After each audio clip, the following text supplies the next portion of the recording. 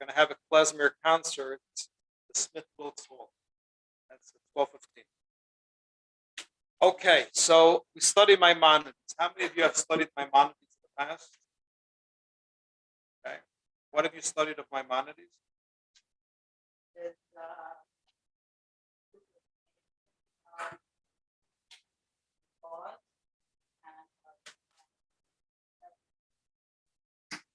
Okay. So Maimonides wrote a lot.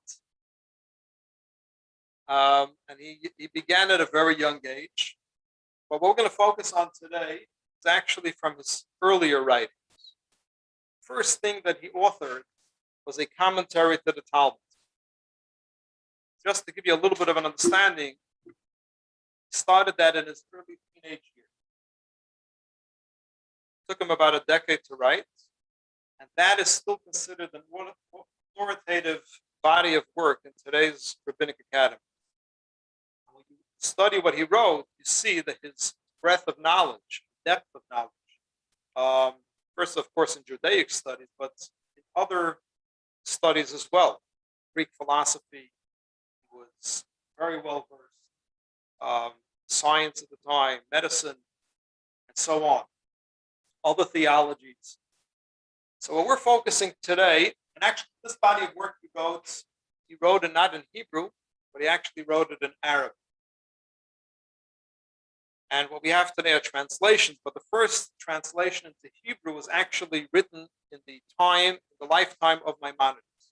Not by himself, but there was a certain community that commissioned a certain scholar, businessman scholar. His name was Reb Shmuel Liban Tibon. They commissioned him to translate the various works of Maimonides that were written in Arabic. And at least some of them we know that he wrote to Maimonides requesting permission and then also guidance, meet with him how to do that. And Maimonides granted the permission and gave him guidance, but he said, I don't really have time for meetings. So he didn't really meet him. You have to realize how busy Maimonides was.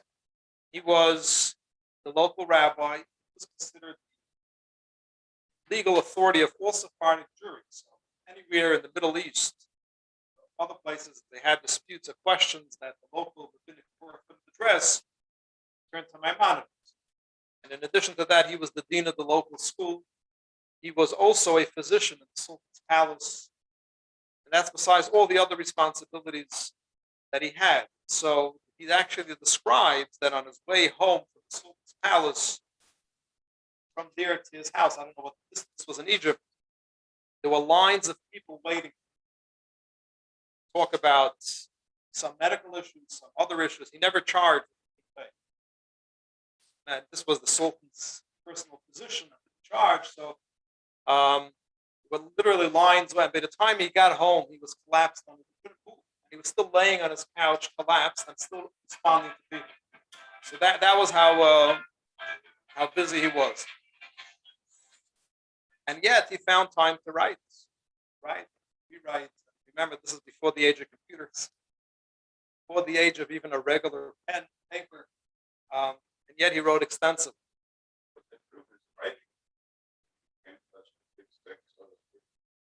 This probably would say that specifically the writing in Arabic, they supposedly not just the Jewish, rabbinic world, but the masses. Well, I would think so. Maimonides was born in the year either 1135 or 1138. I tend to joke about it that he probably wanted to avoid the draft, so he played around the year. But that's what, he was born then, and then he passed away in 1205. He was born in Cordoba, Spain. Caused the war, extreme Muslim groups that were overtaking those regions and basically gave people an ultimatum: either you convert to Islam or else. So they ran away. Eventually, they settled in Egypt. Tried a period of time in Israel, but it was pretty desolate, so they settled. But he's buried in Tiberias. Okay, so what are we studying today? You have a sushi? I have an extra. Yeah. So we're going to study, as I mentioned, this first body of work. Now, it encompasses a commentary and the entire Talmud. We're not going to cover all of that. We're going to focus on one area. So the Talmud has a tractate called the Ethics of Our Father. as its name is, it talks about ethical and moral behavior. And so, what's unique with regard to this tractate is that Maimonides and all other tractates, when he comments, he doesn't have like an introduction. Pretty much, as he goes along, he comments. There's an introduction to the entire body of work, and then there's one other place. The only place that he has this long introduction, 8 chapters, is to the ethics of our fathers. So he sort of lays down certain foundations. Then he has an introduction to the introduction. So what we've been studying this year is this introduction. Try to cover it, speak about a chapter. It doesn't really work like that. That's what we try. And so we're holding in middle of chapter 4, but it's an idea in itself, really. Obviously, it's a continuation of 4, but it's really an idea in itself. So the points Maimonides made up until now, I'll just say it very briefly, is the first point he made that it seems like the Greek philosophers, Plato, Aristotle, were of the opinion that a person has multiple souls, which means what he called the vegetative soul, or you call it the nutritious soul, the soul pretty much that does all the bodily functions, digestive and so on. Then you have what he calls the animating soul, referred to as the animal soul, so to speak. That's the soul that has already some vitality, some form of life, which means some type of emotion and senses, not just growth like vegetative, but there's some life to it. And then we have the human soul, which is what they refer to as the psychic soul. And they're 3 distinct souls. That's the way they view it, for various reasons, what they were trying to accomplish by this division. And Maimonides takes issue with that. He explains that a person has one soul. Now, this one soul has several factors, but it's one and the same soul. And it has many implications. Well, Maimonides doesn't spell it out, but obviously in ethics it has many implications. One of it being that, as I mentioned the other times, there's a legend that they once, definitely in ancient times, but I think even till today, the epitome of intellectual development is Aristotle. And yet they one time caught Aristotle in an immoral act. So the student said to him, Aristotle, you're the teacher of ethics, morals, philosophy. Did you do such a thing? And his response was, this is not Aristotle. In other words, what was he saying? He was differentiating between the Aristotle in the academic circles and Aristotle in the behavioral realms. They were different parts. This is one soul. This is a different people, so to speak, within the same body. And that's how he justified it. If we accept Maimonides' premise, which is that it's one and the same soul, the same human soul that's studying, the same human soul that's reacting, the same human soul that's eating and processing, then you have no justification not to behave humanly in your behavioral realm, because it's the same person. So that's one implication. And it's not just with regard to moral behaviors, it's in general. Even though we do certain things that are animalistic, animal-like, eating, sleeping, relation, other things, if it's a distinct soul that's doing that, then in those areas of our life, we're no different than an animal. But if it's the same soul, the human soul that's performing all these different functions, then even in those areas that we are similar to other creatures, we still have to be human in those areas. We still have to behave there. Which practically, what would that mean? What would it mean to eat humanly? Okay, from a religious perspective, it's a bracha or a blessing or kosher with a purpose. Healthy is not enough because animals also know what's healthy and what's dangerous. They're aware which plants are dangerous and what are not. Most of the time. So obviously, healthy means it's self-preservation. So that's really not what makes us uniquely human. What makes us uniquely human is we call in Yiddish the seif. Right? So what does it mean? What does it mean? The mind? Mind means why. The question you always have to ask is why? Why? Why am I eating? What's the purpose? To live. Why am I living? And that's what makes it human. So therefore, when you engage in that way, it's not just about eating healthy. Obviously, eating healthy to have a healthy body. Why do you need a healthy body? Because I have a purpose to serve, and I can only serve that purpose the maximum if I have a healthy soul and a healthy body. So again, if you have one soul, then the mandate is that every part has to be. If you would have multiple souls, then when I study, I have to be human. But in my other areas of life, that's the animal. I can behave like an animal. I'm justified to be angry. Right? It's just like an animal responds survival. So you touched me, you hurt me, I'm self-defense. I'm justified to have all these negative emotions. Okay, so that was the first point that he made. This one soul. We're not, and as I mentioned in other classes, we're not talking about the divine soul. This is the human soul. Human soul is one soul that has many parts. Besides for that, we have a divine soul, which Maimonides doesn't address. Once he made that point, goes now to the second point, which is that body and soul are intertwined. If we accept, based on this first premise, that happens every time I finish a point. No, that's fine. So, if we accept the first premise that it's one and the same soul, doing different functions, which means bodily functions as well as psychic functions, then that means that there is an interplay and a deep connection between body and soul. Just like the soul is the one that governs the bodily functions, so the bodily functions affect the soul. And that brings Maimonides to the second point, which on a medical level, on a physical medical level, the holistic approach. A very strong proponent in those years, 1,000 years ago, of a holistic approach. There was either they had the holistic the more biological, whatever they knew of it at the time, or the more spiritual approach, the philosophical approach. Maimonides was a very strong proponent of the interconnection.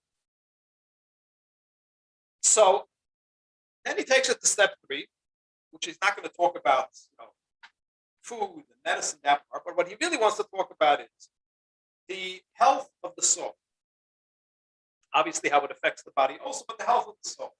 And he uses this body-soul interplay as a model for each other. Since they work together and affect each other, so obviously you can use, regular medicine, conventional medicine, if you want to call it biological medicine, biology, as a model of how to deal with the soul health issues, the unhealthy soul issues, which means immoral behavior or unethical character. We can use medicine as a model for that. And so that's what he does. And then he moves on, and this is chapter 4, which he began, which is Maimonides, which he's pretty much known for, which is his balanced approach, which means not to lean towards either one of the extremes. And we're talking about, in this case, characteristic traits. So he goes through at length and he gives examples of the middle path. Not too much and not too little. Middle center.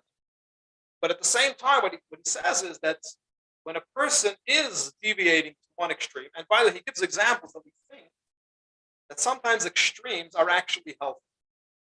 We look at them as heroic clients. And he goes through, I haven't quoted because we studied it last week. He goes through and shows you how what we consider heroic is actually a deficiency. Okay, so one example would be that he uses, and I think Jewish mothers can relate to this, bravery. Okay, so someone does an act of, I'm not talking about for somebody else saving somebody else. They're brave, and they will do near-death experiences. We pay to watch people do this. And we put them on a pedestal. That's not heroic, Maimonides says. That's what is it? Huh? Oh, well, let's do this up. But the point is, when you're doing a dangerous act, you're just being irresponsible. And you're relying really on a miracle. The small chance, right? And when that miracle defy nature, right? It's a miracle. We put them up on a pedestal. That's irresponsible. That's not. And the same as on the other issue. Sometimes he says, you see someone that's really a coward, really lazy. We think, this person is content, they're relaxed, they're at peace. But really, it's a deficiency. It's laziness. So the middle, you have to be able to have courage. You have to be able to have a drive, but not greed. The middle path is always the proper path. And that's where it becomes very difficult to self-analyze. Is this really an advantage? Is this really a positive character trait? Or is it maybe an extreme that has, of course, to the appearance, it looks and it seems and it feels good, but really, if you examine it and you analyze it, it's actually not proper, not necessarily moral. That's where it becomes difficult. So what do you do then when you're leaning to either side? What do you got to do? You have to come back to the center. But how do you come back to the center? So that's what happens is if you lean to one side, you try to come back to the middle, which means middle means it's half and half. The moment it's half and half, what's going to happen? You're going to naturally gravitate to what you're accustomed to, what you've sort of trained yourself and nurtured yourself, right? So if you're struggling, for example, let's say with acting, the dangerous fashion, and you want to come back to the middle ground, which is courage, which is there are times you have to be brave, but at the same time you have to be thoughtful about it. A person that's naturally, doesn't think what consequences are, and they're going to begin to act brave, they're going to gravitate back to who they were naturally, or who they were by nurture. So therefore, in order to get to the center, you sort of have to break that pattern.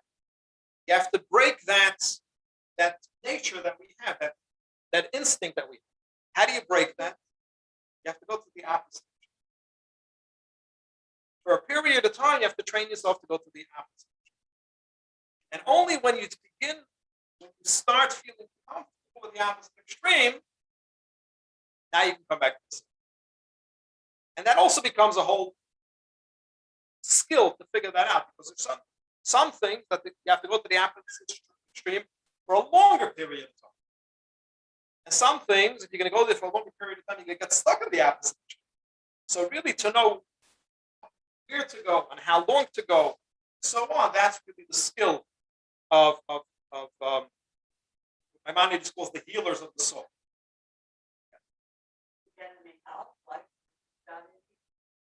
Of course you can get help.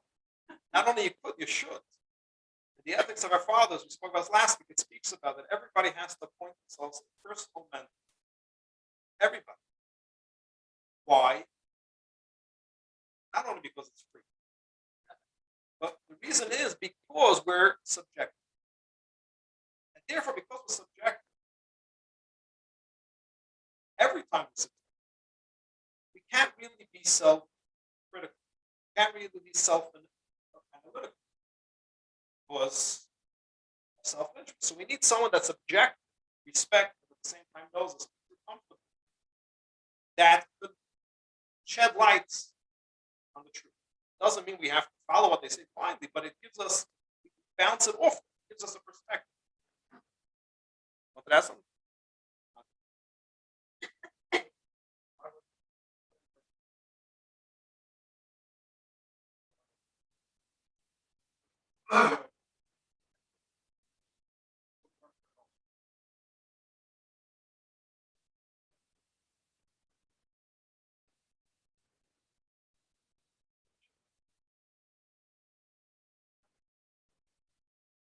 True. But we have to realize the limitation. The first thing is, you're not going to go to a mentor. You don't realize it's a problem. And to realize it, I'm not going to talk about it. And to realize, this is not common, this is reality.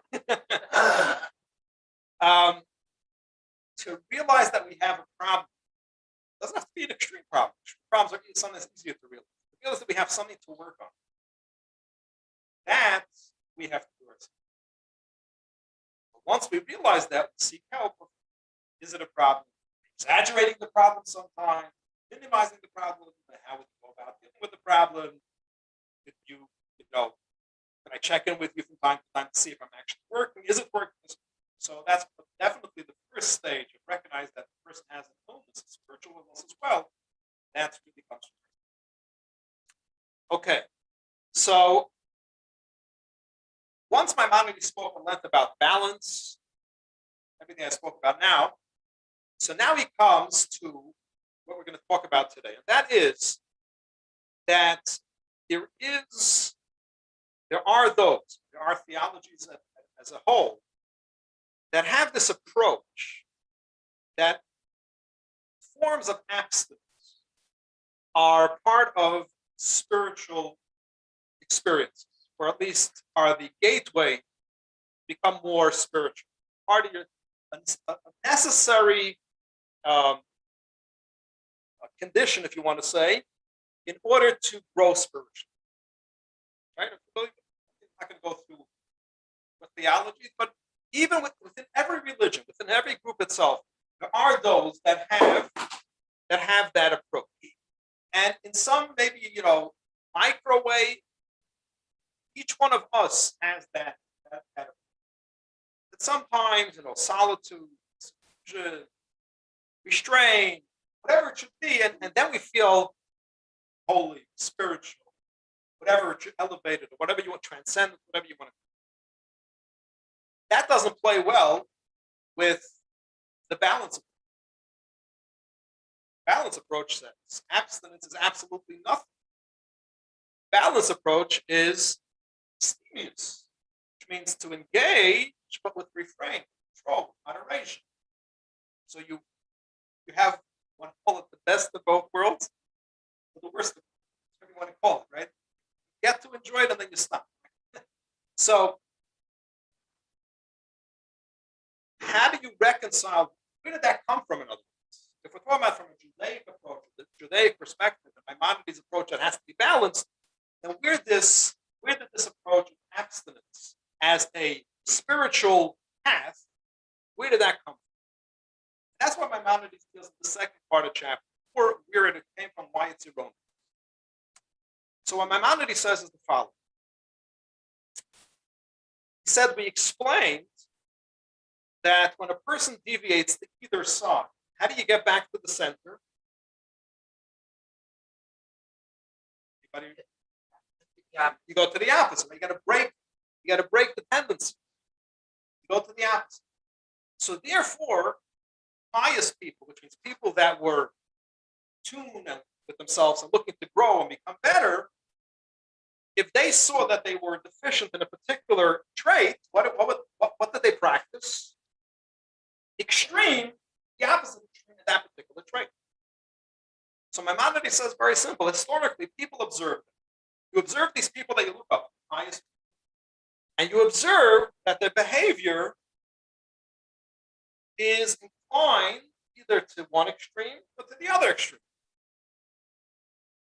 And instead of recognizing their motive, that this is just an intermediary stage to get back to the center, these people observed and understood that this was the objective. Oh, look how pious they are. They're going to. Yiddish, you say, anybody know what the term shmata means? Yeah. A rag. What is the term shmata really? A rag. What does it mean, a rag? Someone that gets that allows himself or herself to be trampled. That's called a shmata. I mean, of course, it's literally rag, because you become a rag. Right? So, what would be the middle path? What would be the extreme path? A rag, shmata, is the low extreme. The opposite extreme would be arrogance. And what would be the middle? Humility. But we need to explain what humility means. Why is that the middle? But humility doesn't mean that I'm nothing. Humility doesn't mean that I'm worthless. Humility means the recognition that what I have is a gift. Therefore, because it's a gift, I definitely have to utilize it. Maybe if somebody was given the same gift that I got, better than me. So therefore, even though I acknowledge my achievements, I'm aware of my talents, I know, but I don't feel better than the other because I was given the opportunity, the other wasn't. Maybe if they were given, they would do a lot better job. So it's not being a rag. You have, confidence, you have a self-standing. Yet at the same time, you don't feel bigger than or greater than. So a person that was struggling with arrogance might for a period of time go to the opposite extreme and act like a shmat and accept that. Now somebody observes, that's real humility. That's real humility. They have no sense of self, they have no sense of I, of ego. Right? And then you turn that into, you highlight that, celebrate that. And then that becomes now, I want to connect to God, if I want to become spiritual, if I want to grow, if I want to work on myself, that's what I should be doing. You can understand what happens when you turn into a rag. Even if you can hear it, think about it in a relationship. One partner is a rag. And I don't mean that the other partner is being abusive. I don't mean that. If a person is a rag, that means that they never know how to stand up. Right? Now, how does that play out? You're supposed to be home at 6 o'clock or so. You end up showing up at 12 o'clock. Your wife prepared supper for you. She was all excited. She prepared the supper you like. She made sure it's warm so when you come home, it's going to be ready for you. She's sitting and waiting, all excited.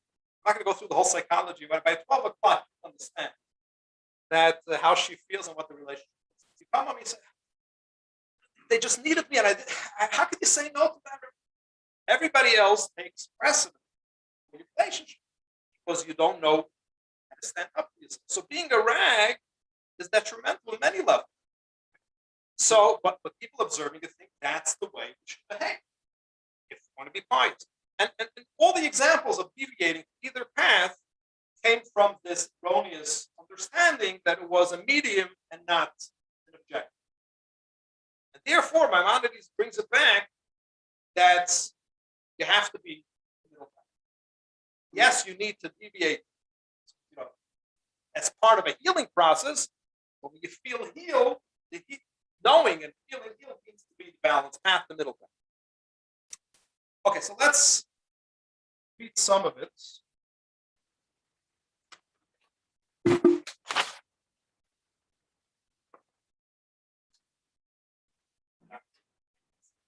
have a source sheet, everybody?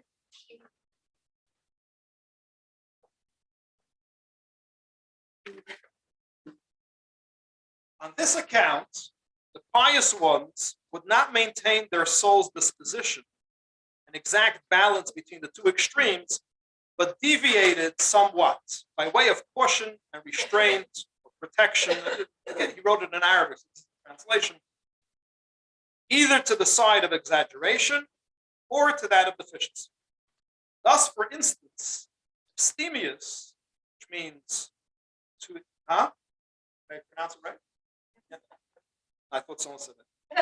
100 times I practiced. And that's a personal joke. 101, I wouldn't ask if I said it right.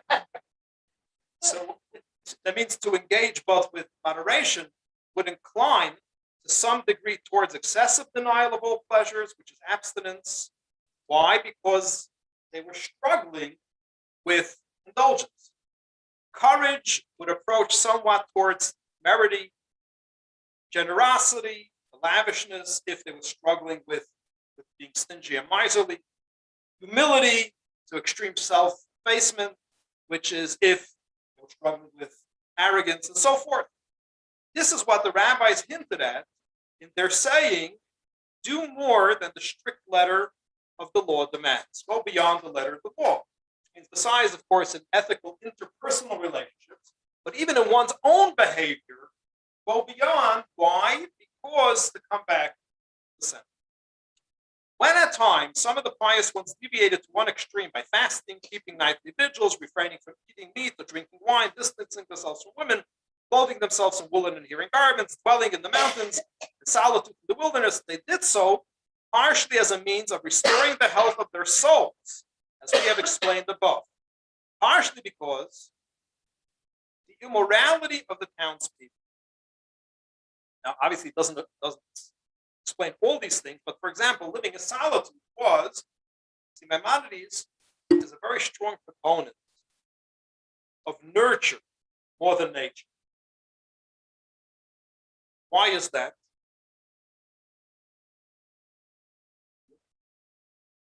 Why?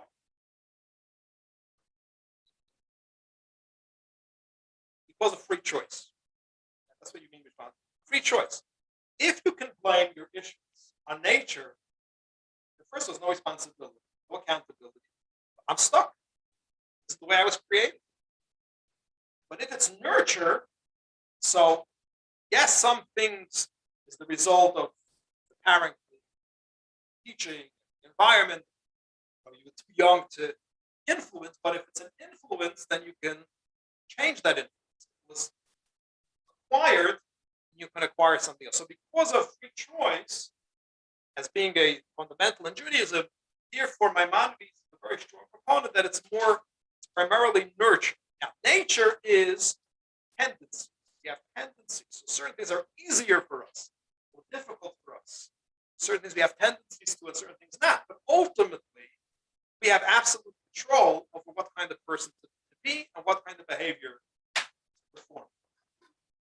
So, therefore, what Maimonides says, part of the healing process, if we accept that it's nurture, it's not always sufficient to go to the opposite extreme, because if you acquire the particular moral trait because of the environment that you're in, and you're still stuck in that environment, what's going to happen? Because if your tendency is to be affected by your environment in this particular area, so even if you're going to come back to the center, but your tendencies are going to be the same and the environment is the same, it's not going to hold.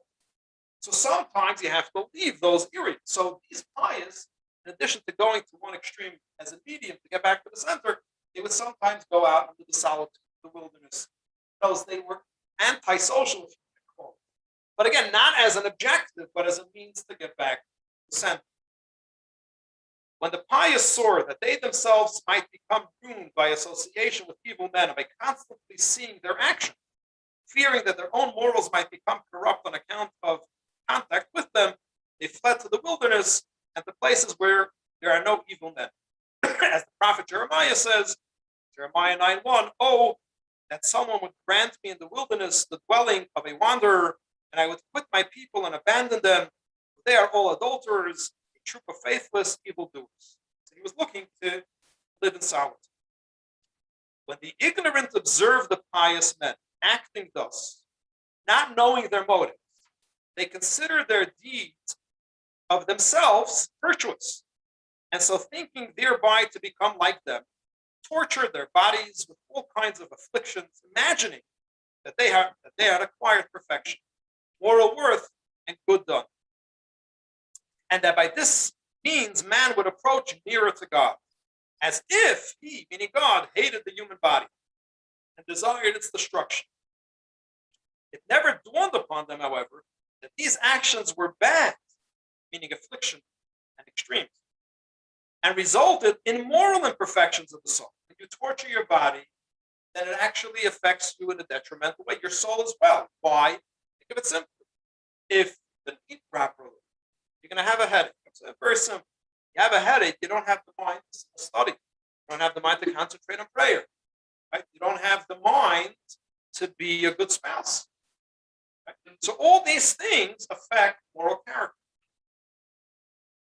Such men can only be compared to one who, ignorant of the art of healing, when he sees skillful physicians administering to those at the point of death, purgatives known in Arabic as names different medicine. I'm going to ask the doctor to say over. Huh? Lance, what is this? You fell asleep. What is that? Okay, it sounds like okay. Scamming, the aloe, I know what that is, and the like, depriving them from food, in consequence of which they are completely cured and escape death.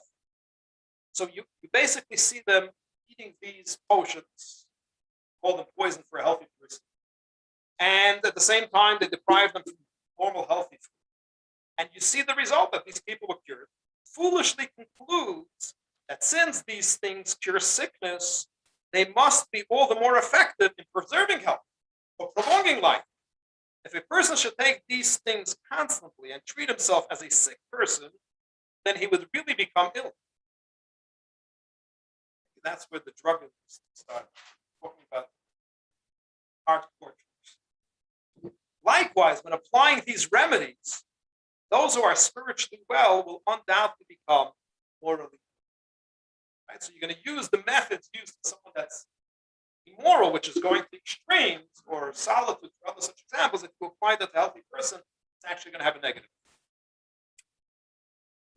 Now, Maimonides goes through now some scriptural sources. Because remember, this is a religious thesis, so he's giving some religious sources to support what he's saying. But really the question is, seemingly,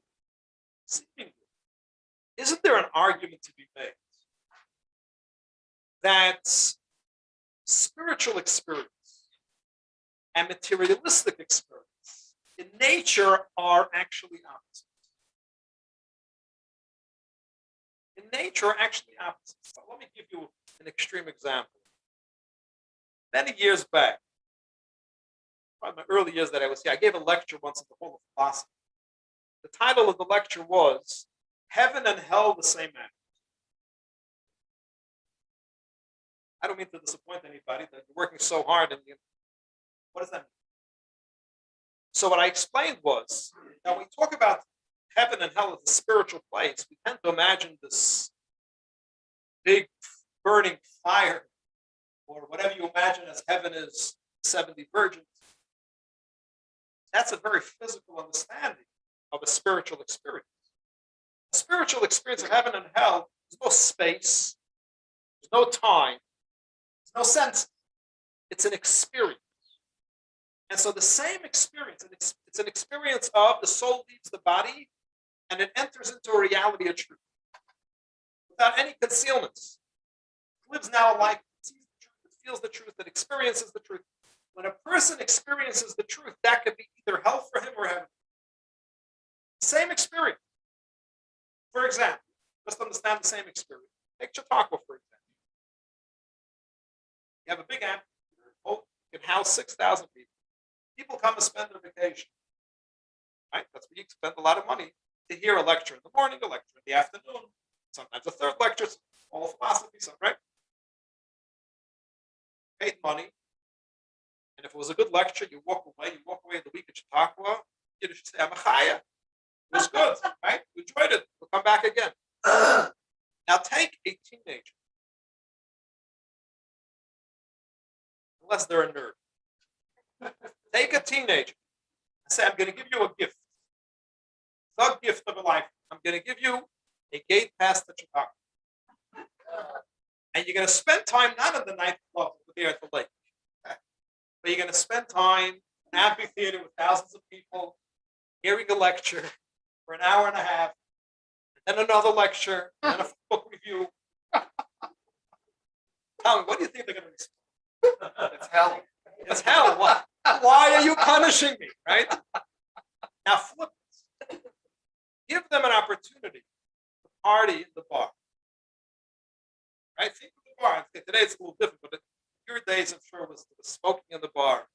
It's full of thick, heavy smoke. It's a dark room with these blue lights that hurt your eyes.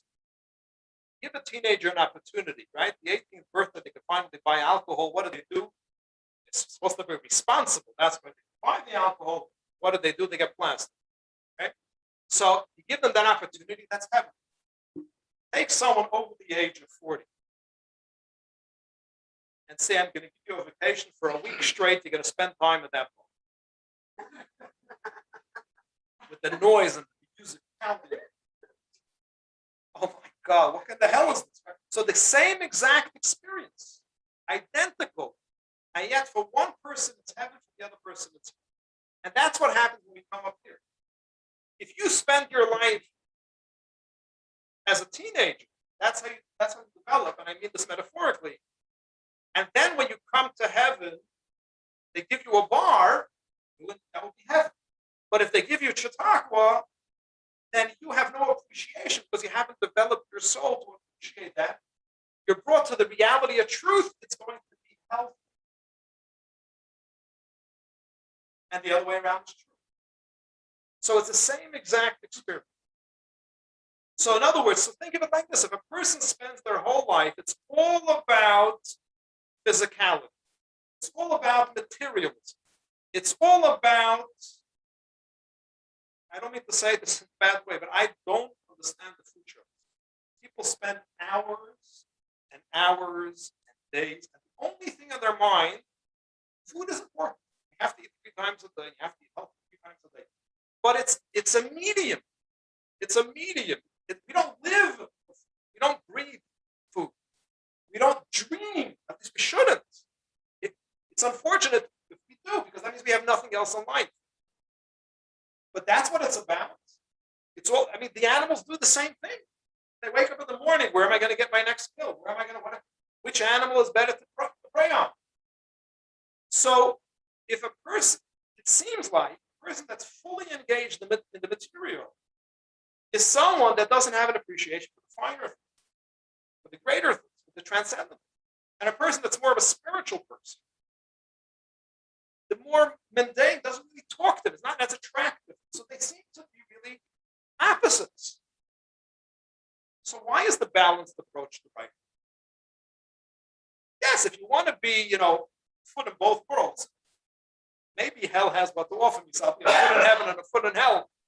But really, if a person is looking to grow to the maximum, isn't abstinence really a medium for that? So why is it that, according to Judaism, no, it's not about abstinence, it's not about the negation of physicality. Why is it? So first of all, before you talk about why, where do you see that? You see that across the board in Judaism. Every single mitzvah in Judaism, how many do we have, by the way? 613. How many do we practice today? How many are applicable today? About 80, give or take. Because we don't have the temple, we don't have offerings, I mean, there are many things that we don't have today. So it's not so difficult today. But most of them, think about the mitzvah that you can imagine, most of them involve, almost every single one of them, some type of physical engagement. Even prayer that seemingly should be a meditative experience, and it is. You have to articulate with your mouth. And if you just sit there and think, if you don't move your lips, then unless you're mute, you haven't fulfilled the obligation. How do we celebrate the holidays? Let's eat. Right? You come into one course, another course, a third course, and then, well, 1 second, we're just getting started over here. Everything is circumcision is with a meal. Weddings are with a meal. Bar mitzvahs are with a meal. Shabbos is with a meal. The holidays are with a meal. Even Yom Kippur, you're supposed to fast. It's a mitzvah to eat 2 meals on the eve of Yom Kippur, the afternoon before Yom Kippur. And if you eat the meal before Yom Kippur, it's as if you fasted for both days. Always prayer, tefillin, you have to put on tefillin, light the Shabbos candles. Everything involves some form of physical activity. If you want to go to the extremes, what's the holiest object in Judaism? The Torah. What's the Torah made from? Parchment. What's parchment made from? An animal skin. So, and you ever went to a tannery process? And yet, this becomes the most spiritual. So you see that we are preoccupied. Our spiritual experience, our religious experience, is a physical experience at the same time. So how do you explain it? So briefly, one of the explanations is the following. There are several ways to explain it. And that is that we have a misconception about God. We think God is spiritual. I know you think, 1 second, Rabbi, is God physical? No. God is not physical, but neither spiritual. Why? Because I think we could agree that even those that profess to be atheists, if there is a God, the definition of a God that he has no definition. That would be God. Whatever you're going to begin to say about God is not God. Right? At least it's one thing we can agree upon. Right? Makes sense? Even the term infinity cannot be applied to God. Why not? Because it has a definition. It's the exclusion of the finite. So God, you have to say, is neither finite, can't say it's finite, so neither finite nor infinite. Neither something positive, meaning something you can define, neither something that negates the positive, right?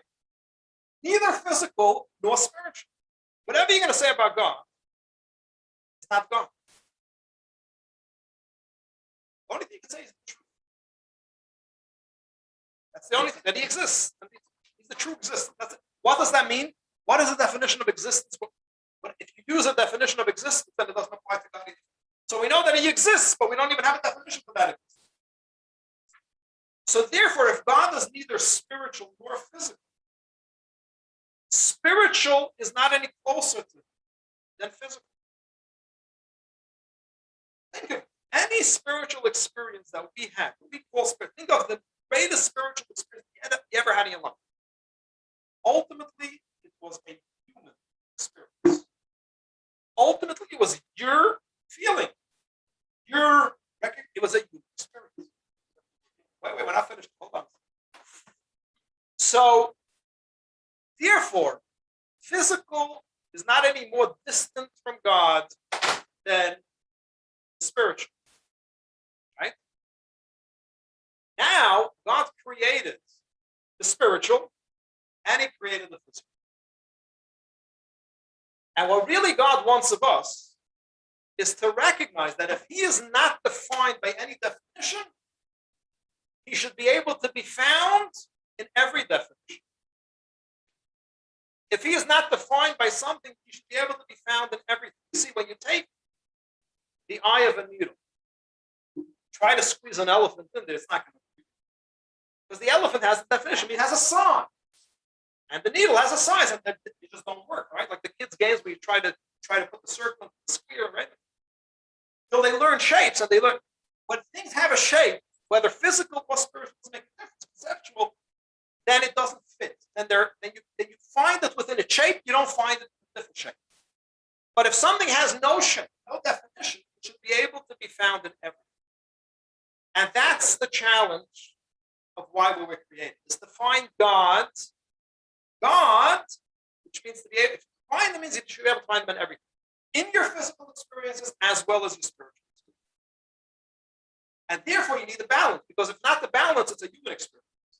If you want it to be a divine experience, God says, I can be found in the physical as well. Now, of course, if you're engaging the physical in a way that's anti-God, I don't mean to say, in other words, if I'm doing it in an indulgent way, a selfish way, just, then obviously you're not looking for God, you're not going to find God there, but you should be able to find God even in that. So in other words, when you're eating your gefilte or your matzah balls, and at the time you're celebrating the Shabbat with them, you're celebrating Passover with them. So it's not merely a matzah ball. It's a religious experience. In other words, you've associated a physical thing with God. You found a way to use physicality to celebrate God. And the same is with the Torah. You took the skin of the animal, and this is the way we're going to record God's word.